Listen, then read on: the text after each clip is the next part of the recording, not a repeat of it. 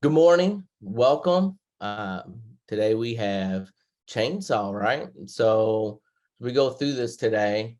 This portion is actually the second portion of it. So uh, throughout the summer months, we cover the actual lot more in depth. There's a little video, but we got the winter months coming upon us. I'm sorry, we hate to hear that, but snow and ice will pose some more challenges, right? So unfortunately, but we talk about some of those today. um, First off, thank you, Megan, for the intro and get me in here on time today, and or somewhat on time, but we're gonna have a good time today. And like I said, Megan wants y'all to get involved. Any questions, put in the chat box. I'm glad to answer y'all's questions. This webinar only covers a few of the aspects as it pertains to snow and ice when it comes to chainsaws. So just keep in mind there may be more information out there and other stuff relevant to your career field or your job. So take all that into consideration. About myself, once again, my name's Chris Scamelhorn. I'm with Louisville Metro. Wonderful city, wonderful opportunities. I got a great crew here. We do chainsaw work throughout the year, but obviously, when there's a snowstorm or ice storm that comes through, trees and branches do come down. So we're always looking at ways to improve our work practices in a safe manner to try to ultimately to prevent people from getting hurt and killed. So I said, this is part two. Y'all do use chainsaws at work, at home. There's landscaping companies, tree removal companies out there, bucket truck, ground operations. And there are some folks that may be in this class that still climb trees. So keep all that in mind. Ultimately, training is important for chainsaws because unfortunately, there's still way too many serious injuries and fatalities every year in this industry. And it may be related to a chainsaw, but the logging industry is still number one, number two most dangerous. So keep that in mind. And obviously, it's injury prevention, workforce development, and obviously, it's an OSHA requirement that you go through training. So get familiar with your employer's policies and procedures as it pertains to this equipment as well, because we all know chainsaws can be very unforgiving, but it's not just the chainsaw that's the hazard. You have all that other aspects and elements that come with the work. So we'll keep on rolling. So some of the course outline today we're going to talk about is pre-planning operations, how important that is for all of us before we even do our work, before the job task even begins.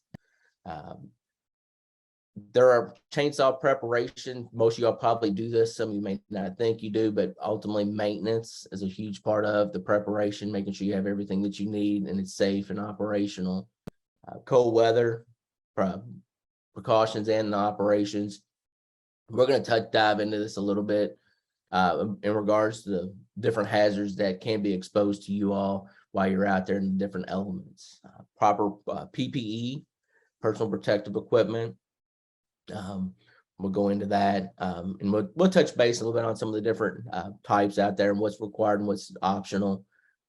Variables, we'll talk about all the different various hazards that you could be presented while you're out there and how you can, if you can't eliminate the hazard, how can you reduce the risk of a potential injury or fatality, unfortunately. Job site assessments, I mean, that's something you should do before, as soon as you get on the job, but also periodically throughout the job. So keep that in mind. That's something, even when your job's done, you might want to talk about what the lessons learned at the end of the job task. So limbing and bucking, we'll talk about some different techniques and different aspects that you're going to be exposed to when you're cutting code and wood that's more dense versus the wood that's dry. So another hazards that present itself. A competent, qualified person. We'll touch base on, do you feel confident? Do you feel qualified that you can actually do the job task at hand? So it's something you're going to have to take into aspect. There's a lot going on with this equipment, but I don't know. It's just something you got to think about in all the aspects and all this criteria we're touching on right now. So we're going to dive more into it. So pre-planning. So some poll questions I'm going to have Megan bring up. Who watches the weather on forecast on a regular basis? I mean, Megan, you get the chance, pop that up on the poll question there and see what we got.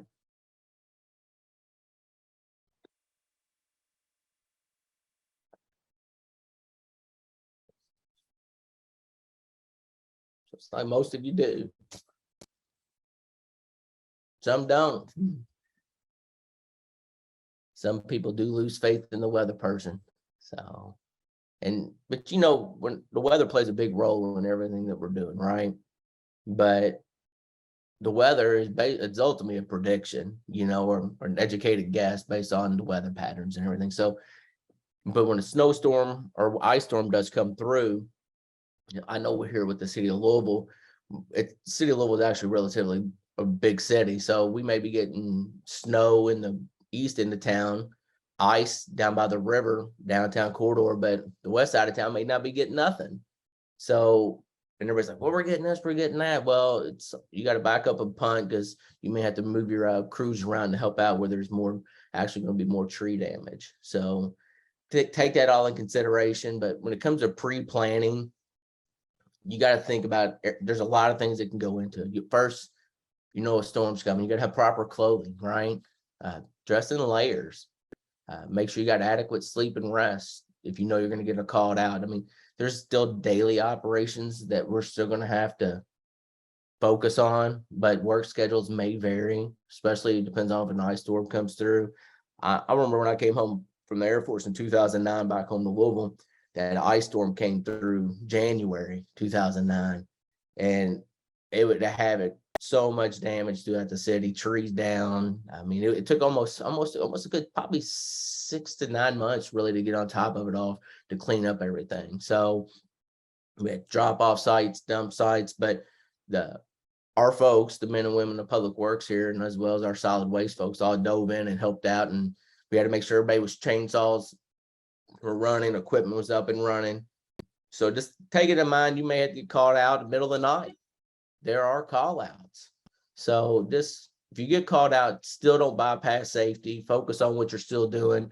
Do a job site assessment before you start getting call outs, because most of the time when the storm comes through, and especially if there's an ice storm or snow, more likely it's more than when a tree comes down. A downed tree could be more dangerous than a tree standing, especially with all the tension and all the stuff that it brings down with it. So make sure people know where you're at, and if something does happen while you're out there.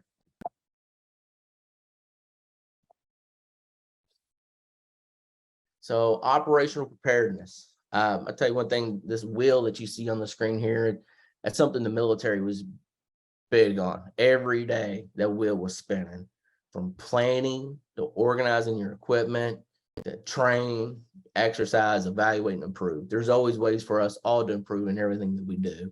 So talking about when you're doing it, most of y'all know, if you do watch the weather, we know when a storm's coming through. So basically, what are y'all doing? You're going on and getting your equipment out, sharpening your chainsaws, doing a head count on who's ready to go out, who's going to pair up with who.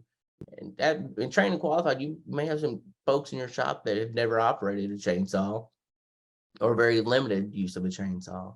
So being trained and qualified, they say having years of experience really doesn't mean you're qualified, because we may have been doing it unsafe for a lot of different ways for over many years, which we are probably guilty at one time of operating a chainsaw unsafely. So when you get somebody new trimming a tree on your farm, on your personal property, versus trimming trees and stuff out on a roadway, on the side of a roadway, is two different aspects, especially when all the other hazards that come into play that are associated with job sites and work zones. So I'm letting Megan pop up another poll question here.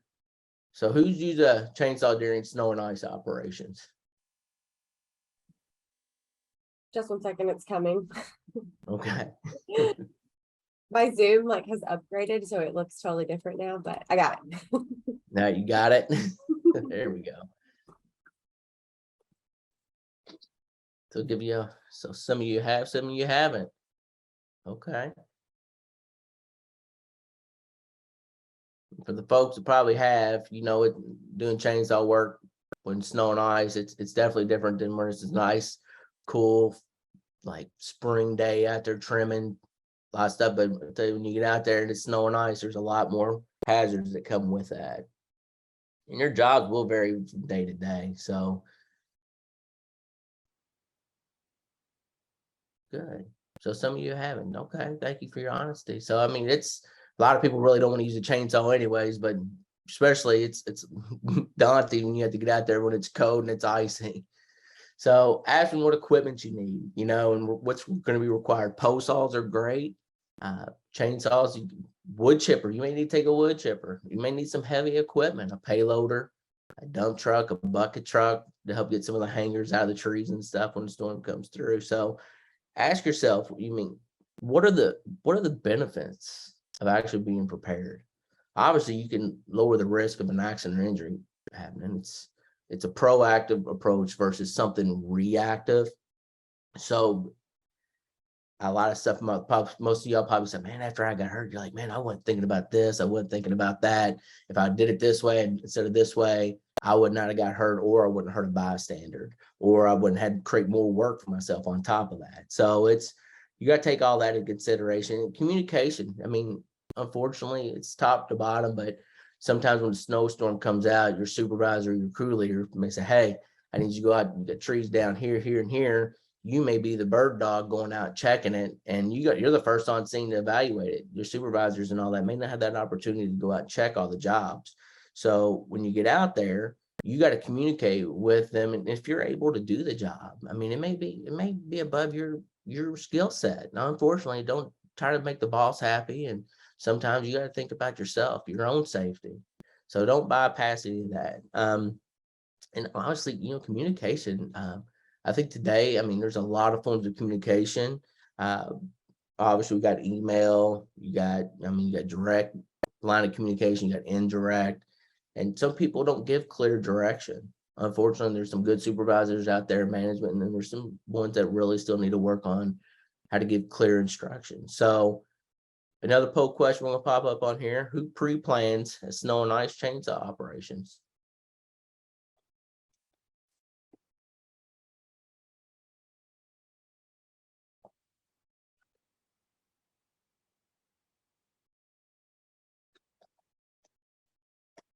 So some folks do not do pre-planning. Okay.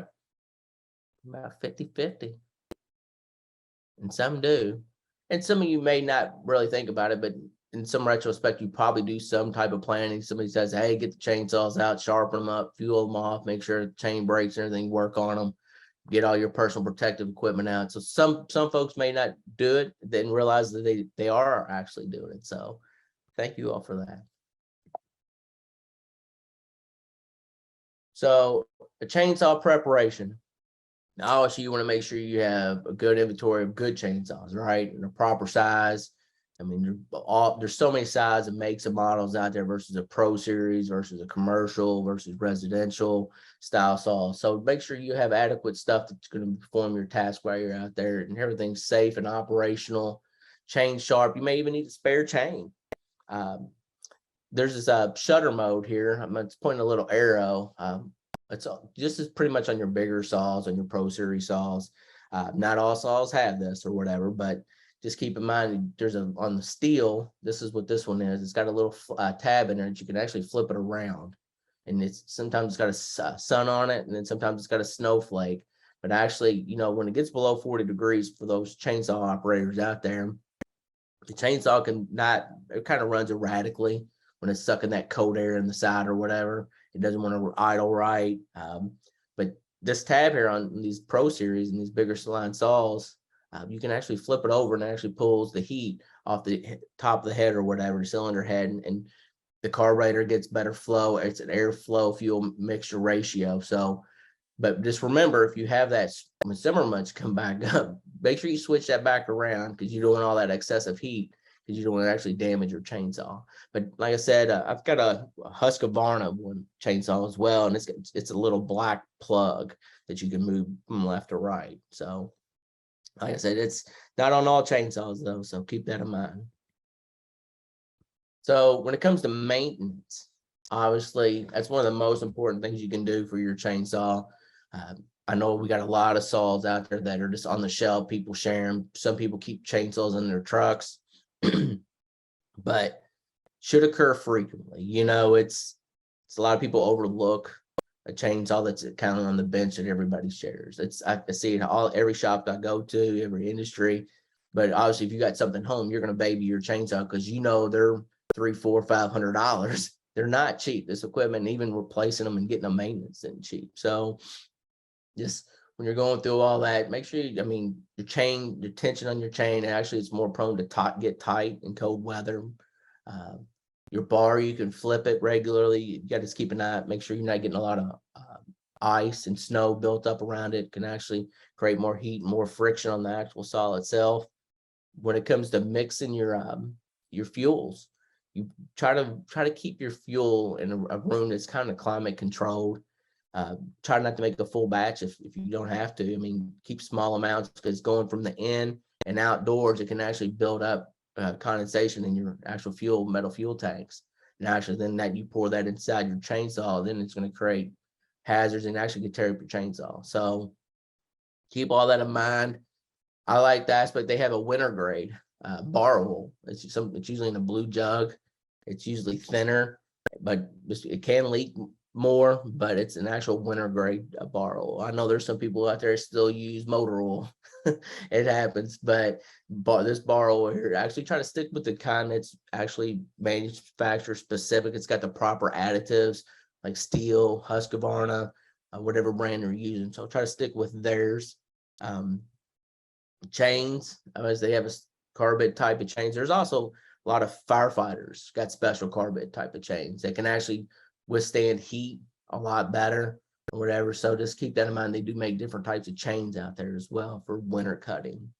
So keep all that in mind, folks.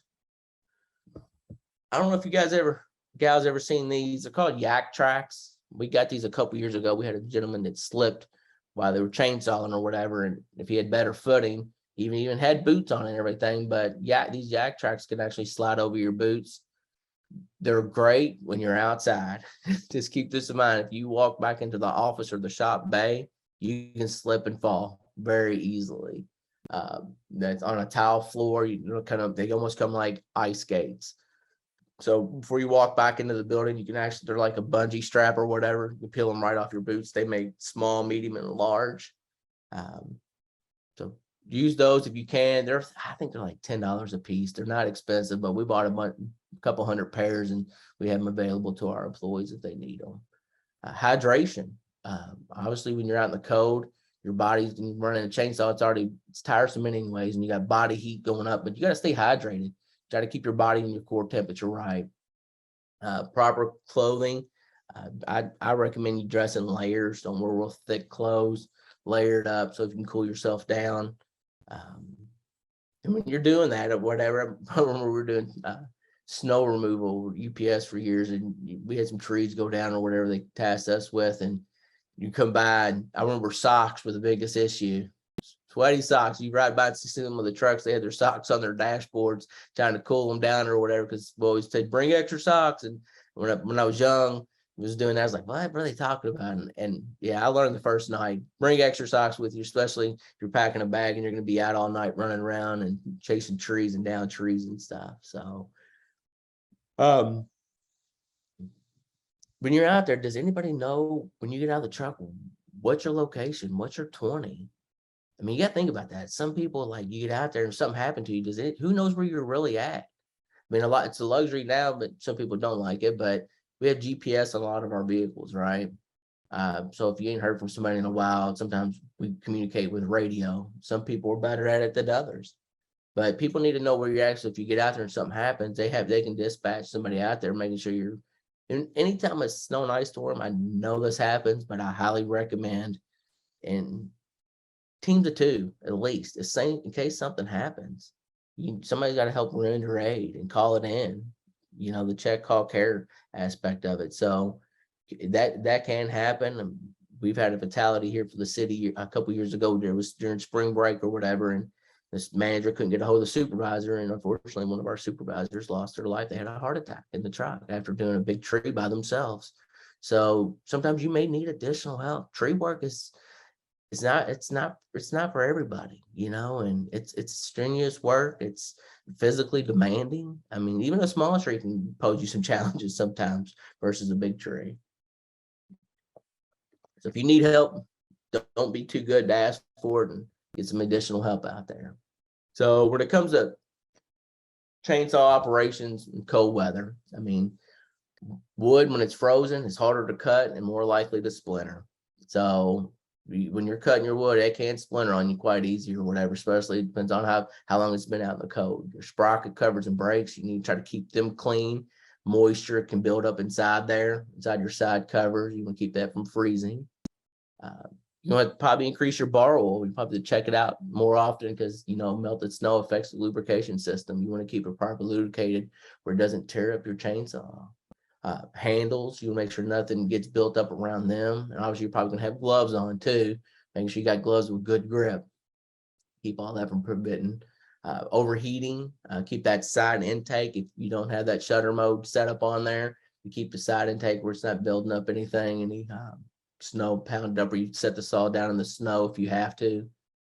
Falling debris.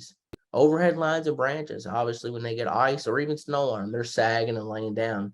When you're doing your job site assessment, and you need to look at that stuff, you take it out of consideration. Branches do snap, and you don't want to be right underneath of one that's gonna land on you, unfortunately. So electrical lines, when they sag and sway more, right? I mean, we all probably been the ones that have been called out, see them, they're sagging down, so they got that weight on them too. And then proper PPE, and that's coming up. We'll talk about that for a few minutes. So when it comes to personal protective equipment, what's required versus what's optional, different layers, different things. Obviously, start off with the proper personal protective equipment. You have the proper PPE, you got to inspect it before the use, and you got to wear it correctly. I mean, there's a lot of people that have it and stuff happens and it was in their truck. They didn't take the time to get it out, or they didn't have it on properly. So in order for it to be effective, you got to follow all that. So obviously, got a forestry style hard hat here. The face shield is optional. It provides another layer of protection for you. The earmuffs, you're gonna have to have some type of hearing protection. So you can either go with the earmuffs. In the winter months are great. Summer months, not so much. They get you a lot harder, right? But safety glasses, they're great. But from chainsawing, you have body heat that comes up, right? And all that body heat, what's it do to your safety glasses? It'll fog them up, right? So when you start getting a fog up, so you're trying to eliminate a hazard, but you create another one at the same point when you can't see what you're cutting or you're doing, because safety glasses are required. They do make safety glasses out there that are true anti-fog. It's actually baked into the lens. There's a company called Gateway, Honeywell. There's numerous companies out there that are actually implemented this. So it's great. They will not fog up. Will they get sweaty? Yeah, they can still get sweaty, but they will not fog up on you. So making sure you got some good hearing protection. And obviously, winter months, you want to have some good gloves on. You got to think about frostbite and the stuff that comes with it. Find you some good gloves that get some good padding, but also, most importantly, have good grip. Gloves are optional. So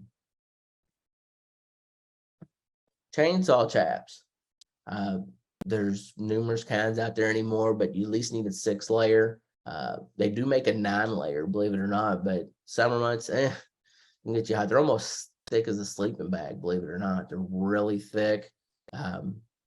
Just if you have to put them on or whatever, I mean, they're great for winter, but like I said, they keep you warmer, but summer months, not so much. And if you ever use an electric chainsaw or battery powered chainsaw chaps are not as effective as they would be with a gas powered one. So if you have one at home, I know in the industry, we're switching over to a lot of battery powered stuff, which I think is great. Not just for the environment, but the aspect and accessibility to me. I worry about all the fuel mixtures, you squeeze and go, right? So they're great, but they'll eventually come out with some chainsaw chaps that actually can prevent you from actually, because it's something with the continuous rotation. When they go to grab, an engine will bog down. With electric motors, they like to surge up a little bit. But with any chainsaw chaps, whether it's gas or not, you can still be cut. Believe it or not, depends on how sharp the chainsaw is, the angle, the RPMs, a lot of variables that come into play. But making sure you check all them chaps out really good. And if you need waist extenders, they make them. The straps all go around. When it comes to foot protection, obviously it's still a composite toe boot, a leather type, but make sure you have something with insulation in it. It's going to keep your feet warm and stuff, but then your feet get sweaty. We talked about that. Any clothing. Most of the shops I've seen anymore, everybody switched over to the class 2 or class 3 shirts, which I think are great. But winter months come up, they give you the big jacket to throw on usually, right? And those jackets can get you really hot. So a lot of people wear them unzipped, but if you're hunched over doing what you're doing, chainsawing, now that can be an actual potential rat point. And when a chainsaw grabs something, it's going to pull it in towards you. So you can actually increase your chances. Just zip the jacket up, tuck any loose, long. Some guys got long hair, females long hair, tuck it up, keep anything that can actually snag up and get you.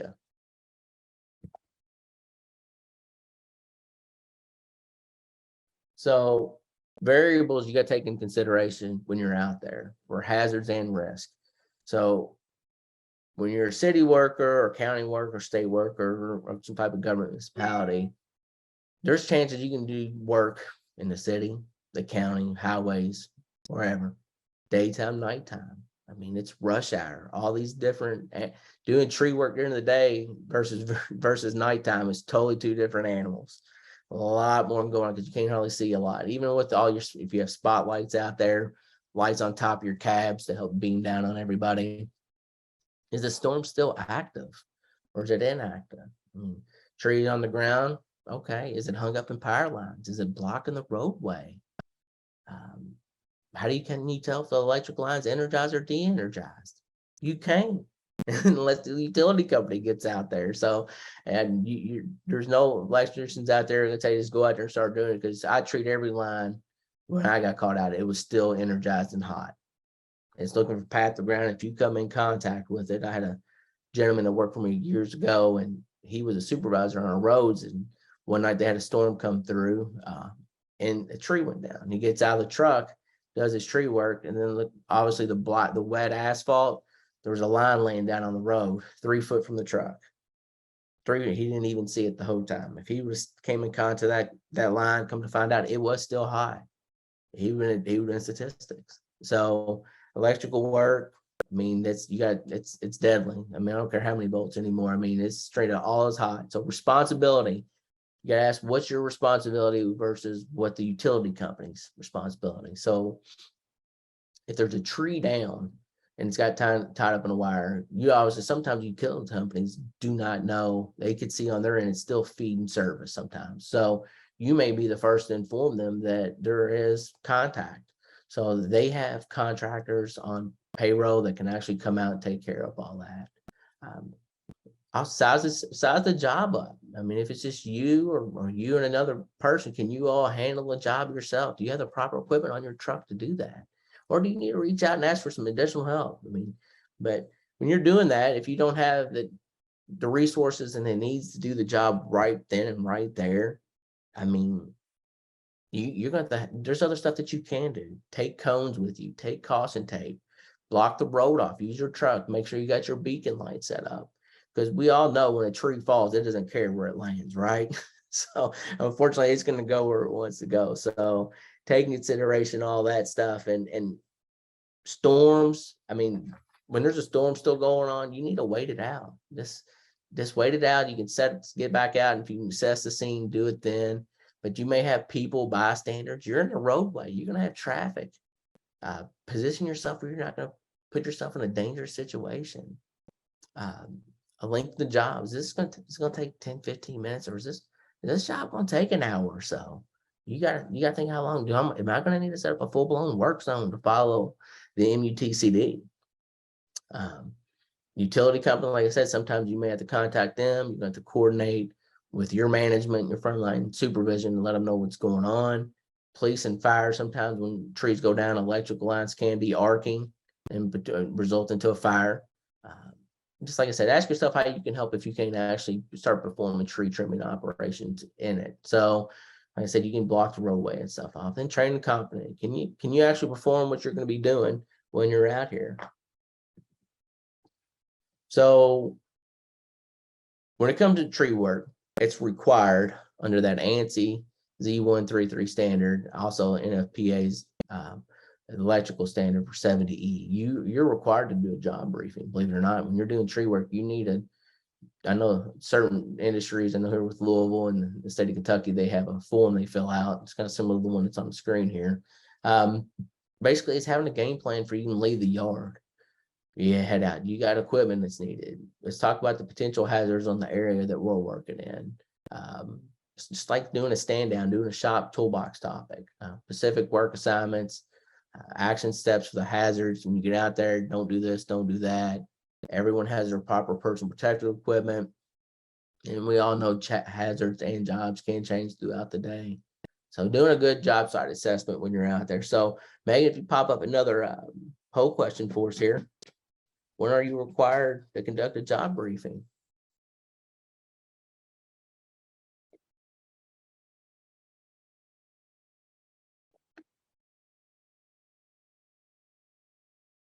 Prior to performing the arbor swim.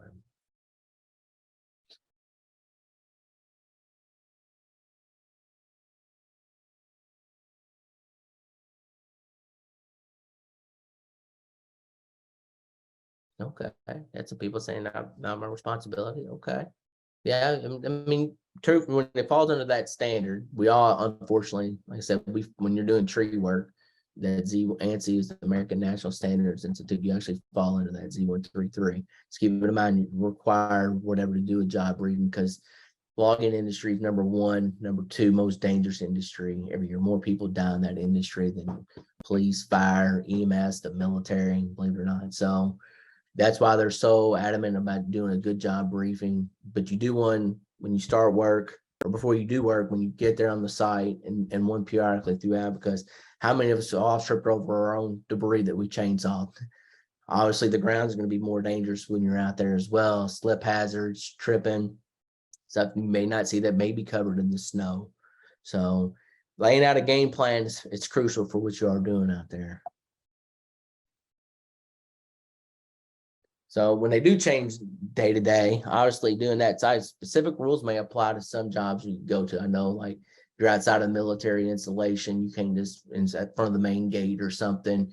You may have to coordinate with some companies that actually need access to those roads, but you got to coordinate with them and follow their rules as well. So familiarize with your job site, what's going on, inspect the surroundings, and do that periodically, and any other stuff you need to drop off, steep terrain, objects sticking out of the ground. I mean, there's a lot more to it than just doing the chainsaw work. When you read a lot of fatalities and a lot of stuff that actually resulted in people doing chainsaw work, it's usually more than just a chainsaw. There's other variables that could have been instilled in work practices that could have been implemented to prevent that from happening. So you got to keep try to keep pedestrians and people out. We do get nosy people out there sometimes, and then we've had people jump out of their vehicles and want to help. Think about that. You got people who want to jump in and help and try to get the road open, because there's some good citizens and there's some people who just want to try to push their way through a work zone. We've had that happen. Slick roads. You got to think people, when you're doing your work, position your truck, it could be a barricade. Cars do hydroplane. There's a lot of people that really, unfortunately, still do not know how to drive on slick roads. So if there's ice and stuff, people are going to come down through there, and I don't want them striking you with their vehicle. I want them to see hit a work truck. Setting up an appropriate location. Communicate. Everybody on the crew needs to know what the right hand needs to know what the left hand is doing. Talk about it. Have a conversation. It ain't got to be work. Get out and let's talk about this before we actually do this. So help each other out. So when you're setting up a work zone, obviously, there are rules and regulations you got to follow with that. So if you have to set up a work zone, you got to follow the MUTCD. That's that manual uniform of traffic control devices. If you're going to be there long term, and sometimes when we get called out, we've used our trucks as dozers before with the snow plows, and some of our operators and stuff, they go out and they have chainsaws with them because you want to get the roadways open. And sometimes you may just get the roadway open, then you come back later that day, that evening, or the next day, even possibly, to clean the rest of the debris up, right? So you want to get the roads open so the snowplow operators and all of them can do their jobs as well. So make sure you're following all the MUTCD. If you need to set up a long-term work zone or even short-term duration, follow those rules. So asking yourself, are you prepared? I mean, who truly plans for an emergency? A lot of people, and when stuff happens, unfortunately, if it's something related to a chainsaw, sometimes it can be bloody. I mean, I've seen people pass out from blood. They don't know how to handle it. They panic. They get scared. I mean, but the importance of having a plan in place, procedures, first aid kit. People are first aid trained and CPR trained. That's all important when you're out there, because sometimes you may be really far from a hospital, and if it's snow and ice out there, the paramedics and EMTs may not be able to get to you really quick. So try to make sure you have all that gear on you. That's part of your pre-planning, your pre-assessment for you to take going on out. Fire extinguishers. Check your fire extinguishers. A lot of people don't know this. Our fire extinguishers in our vehicles are usually laying down or mounted up, but that powder and all the stuff inside the fire retardant can actually settle to the bottom, and you can actually go squeeze the trigger. It says it's in full, and it barely comes out.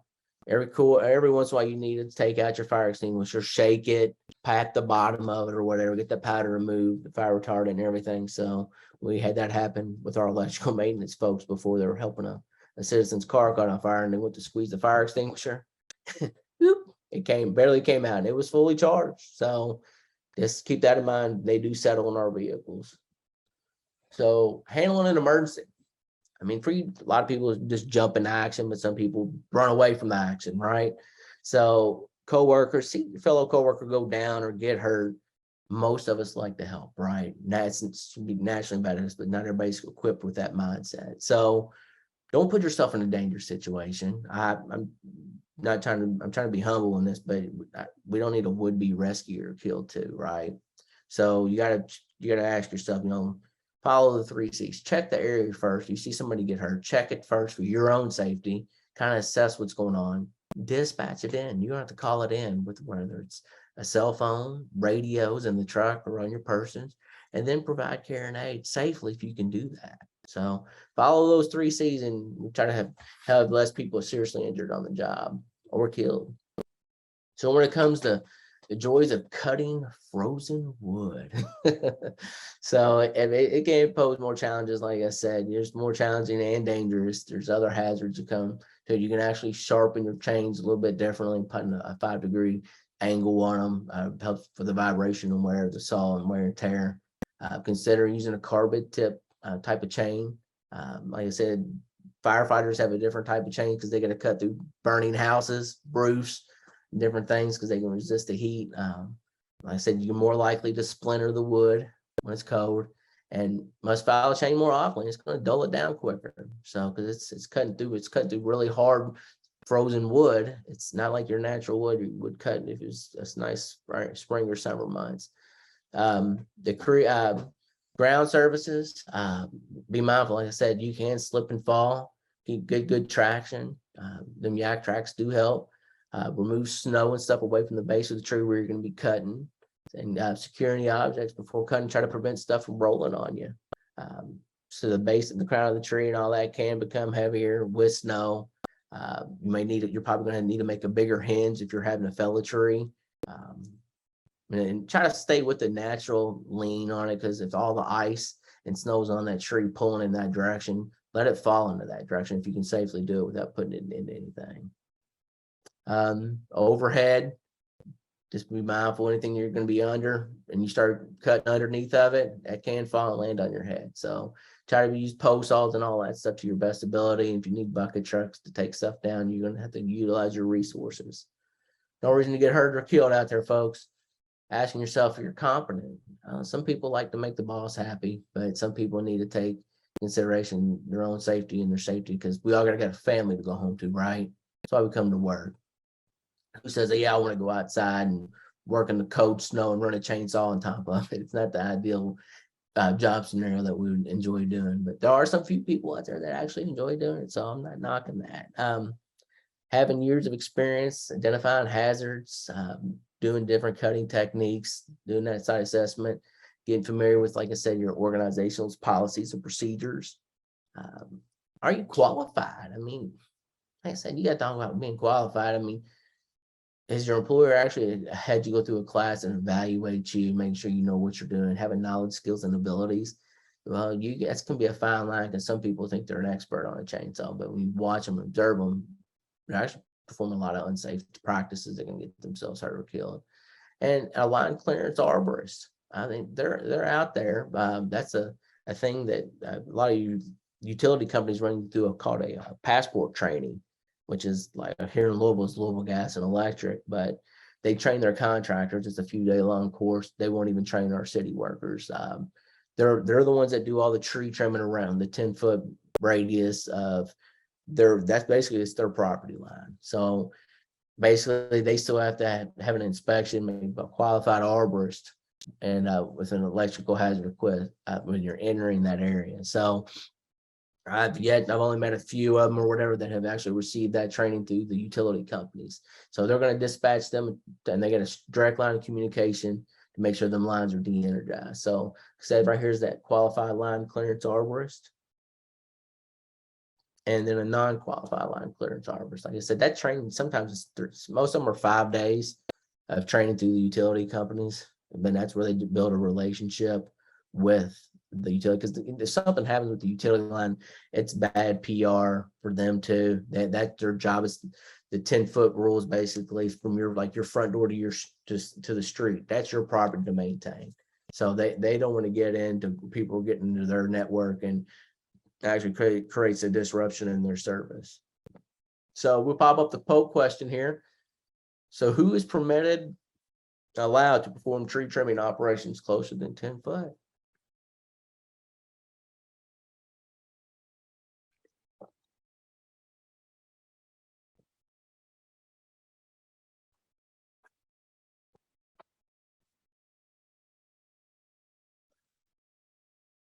Good job. Everybody got that one.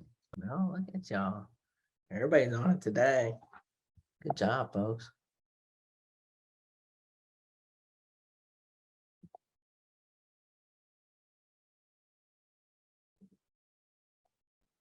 Yeah.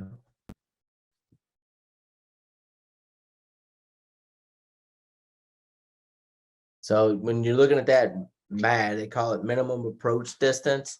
So that's what if you ever hear that term when you're out there. So what's the MAD? It's basically minimum approach distance. It's in a 360, not horizontal vertical. It's a 360 barrier all the way around that. So like I said, they got crews on standby. They know when the ice storms are coming, just like with a hurricane that happened down south, or whatever in Florida, they have crews on standby ready to go help out with all that. So, and just be mindful, it's normally you would see them, but when they got ice and snow on them, branches, lines, everything's going to sag down even more than it normally would. They're designed to flex a little bit, and they're going to be more unstable. So something happens, it can flex back a lot quicker. So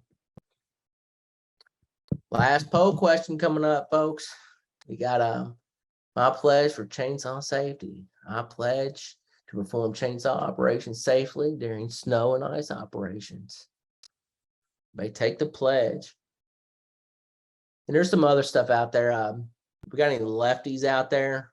They actually make a Western style handle that actually goes, most of your chainsaws got the handle on the left side here, but they can actually go all the way, wraps all the way around, believe it or not. So it actually helps lefties, but you do a lot of tree work, actually different positions and angles you can use your chainsaw at. And then they even have an Arctic style handle, believe it or not. So if you're up in Alaska or Canada and you do a lot of tree work up there, which a lot of our lumber trees come from, they actually make a heated handle. So, which is, it's kind of like, I guess, the Teslas of the chainsaw world anymore. We're in all the nice heated seats and heated steering wheels, and then new equipment keeps coming out every year. Everyone's trying to outshine themselves. A Steel 500 series, got the fuel injected, and actually they're actually lighter weight, but they actually have more cutting power, believe it or not. So thank everybody for taking the pledge. Once again, that's chainsaw safety training during snow and ice. If you have any further questions, thoughts, comments, put them in the chat box. Ask away. Ask Megan. Ask myself. I appreciate y'all taking the time out today. And once again, I'd like to thank Megan and UK and the T2 program there for the opportunity to cover all this with you all. And I hope y'all take a little bit something back that you can practice and take in considerations. And like I said, the winter months are coming up. There may be a chance y'all have to get out there, whether it's at work or even at home. Use a chainsaw, take off some of this in consideration to prevent you all from getting hurt or hurting someone else. So I'd like to hand it back over to the host here, Miss Megan.